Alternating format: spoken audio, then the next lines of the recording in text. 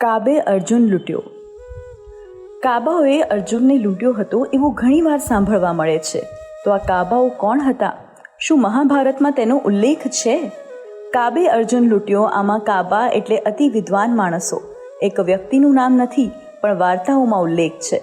મહાભારતનું યુદ્ધ પૂરું થયું પછી 26મી જાન્યુઆરીના પછીના દિવસે બીટિંગ રિટ્રીટ થાય છે, જેમાં યુદ્ધ પૂરું થયા પછી પોતપોતાના ઘરે જાય છે.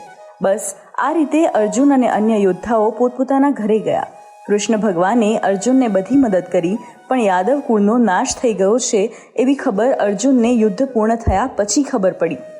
આ બાજુ કૃષ્ણ ભગવાન યુદ્ધ પૂર્ણ થયા પછી ફોર ફેટિગ અવસ્થામાં હતા. ગુજરાતીમાં કહીએ તો થાકીને ઢગલો થઈ ગયા હતા અને યુદ્ધમાં નાની નાની ઈજાઓ પહોંચી હતી. એ સારું થઈ જાય એ માટે રાહ જોઈને વૃક્ષ નીચે બેઠા હતા. ભગવાન હતા પણ મનુષ્ય જન્મમાં હતા, એટલે એમને પણ પોતાની ઈજા માટે મલમ અને પાટાપિંડીની જરૂર હતી. બસ વૃક્ષ નીચે બેઠા ત્યારે પારધીએ પગમાં બાણ માર્યું. બોનસમાં બિલની કપાત થાય ત્યારે કેવું દુઃખ થાય એ કરતાં વધુ દુઃખ તેમને પગમાં થતું હતું. હવે વાર્તામાં ટ્વિસ્ટ આવે છે, એકદમ બોલિવૂડની વાર્તાની જેમ. કૃષ્ણને ખબર પડી કે યાદવ કુળ ખલાસ થઈ ગયો પછી કૃષ્ણ ભગવાનને ખરખરો કરવા વ્યવહારે જવું પડે. અર્જુને હસ્તિનાપુરથી દ્વારકાની વંદે ભારતની ટ્રેન પકડી. કૃષ્ણને મળવાનો પાકો નિર્ધાર હતો, પણ નારદજી અર્જુનની ઈચ્છા જાણી ગયા.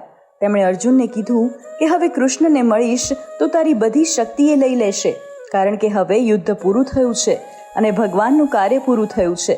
હવે તને દિવ્ય શક્તિ આપી રાખવાનો મતલબ નથી. એટલે ફરીથી નારદજીએ રેડ લાઇટ સ્ટોપ બતાડ્યું.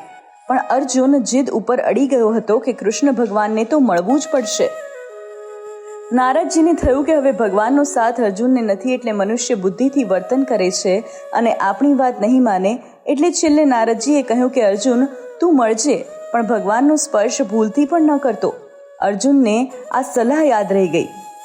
આ બાજુ ભગવાન પારધીના બાણથી પીડા પામીને ઝાડ નીચે બેઠા હતા અને એમને મળવા અર્જુન આવ્યો ત્યારે ભગવાને મનોમન નક્કી કરી નાખ્યું કે આજે મારે મોકો છે કે જે માણસને મેં દિવ્ય શક્તિઓ આપી એ દિવ્ય શક્તિઓ હવે પાછી ખેંચવાનો સમય આવી ગયો છે. ભગવાન કૃષ્ણએ અર્જુનને જોતા વેત દુઃખમાં હોવા છતાં એટલો હરખ દેખાડ્યો કે એમને કહ્યું કે અર્જુન આવી જા, હું આ પૃથ્વી ઉપરથી વિદાય પામું એ પહેલાં આપણે એક સરસ મજાનું આલિંગન એકબીજાને આપી દઈએ, તેથી મને પરમ શાંતિ થાય. પણ અર્જુનને નારદજીની સલાહ યાદ આવી અને એને ખબર પડી કે જો આલિંગન કરીશ તો મારું મૃત્યુ નક્કી જ છે. ભગવાન તો ભગવાન રહેશે, પણ મારું શું થશે? એટલે આલિંગન કરવાની અર્જુને ચોખ્ખી ના પાડી. આ બાજુ કૃષ્ણ ભગવાને જાણી લીધું કે અર્જુનના મનમાં શું ચાલે છે, એટલે એમણે અર્જુનને કહ્યું કે કંઈ વાંધો નહીં, તું મને આલિંગન ના આપે તો ચિંતા નથી, પણ મારા પગમાં જે બાણ છે એ બહુ દર્દનાક છે, એ ઘાને થોડો ખોતરી આપે તો સારું. અર્જુને કહ્યું તમને સ્પર્શ કર્યા વગર જે થતું હશે એ કરીશ, ટોકિંગ વિથઆઉટ ટચિંગ. ભગવાને કીધું કે કંઈ વાંધો નહીં, જો તારું બાણ અડાડીને મારા ઘાને ખોતરી આપ તો તારો આભાર માનીશ. અર્જુનને થયું કે બાણથી અડવામાં વાંધો નથી. બસ પછી તો કૃષ્ણ ભગવાનના પગનો ઘા અર્જુને પોતાના બાણથી ખોતરી આપ્યો અને તરત જ એ બાણમાંથી દિવ્ય શક્તિઓ વેક્યુમની જેમ ખેંચાઈ ગઈ. અર્જુન પાવરફુલમાંથી પાવરલેસ બની ગયો. હવે બધું પૂરું થયું એટલે અર્જુને હસ્તિનાપુર જવા માટે કૃષ્ણ ભગવાનની રજા માંગી અને કૃષ્ણ ભગવાને છેલ્લી વાર બાય બાય કહ્યું. અર્જુન હસ્તિનાપુર પાછો જતો હતો એ વખતે જંગલમાંથી પસાર થઈ રહ્યો હતો, કારણ કે વંદે ભારતની રિટર્ન ટિકિટ કન્ફર્મ નહોતી. એ દરમિયાન વચ્ચે કાબા જાતિના લોકો મળ્યા અને અર્જુનને લૂંટી લીધો.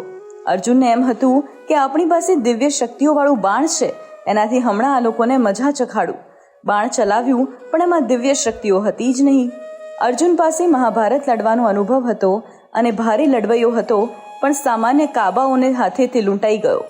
અહીંયા લોકવાયકા પ્રમાણે કાબે અર્જુન લૂંટ્યો, વોહી ધનુષ ઓર વોહી બાણ.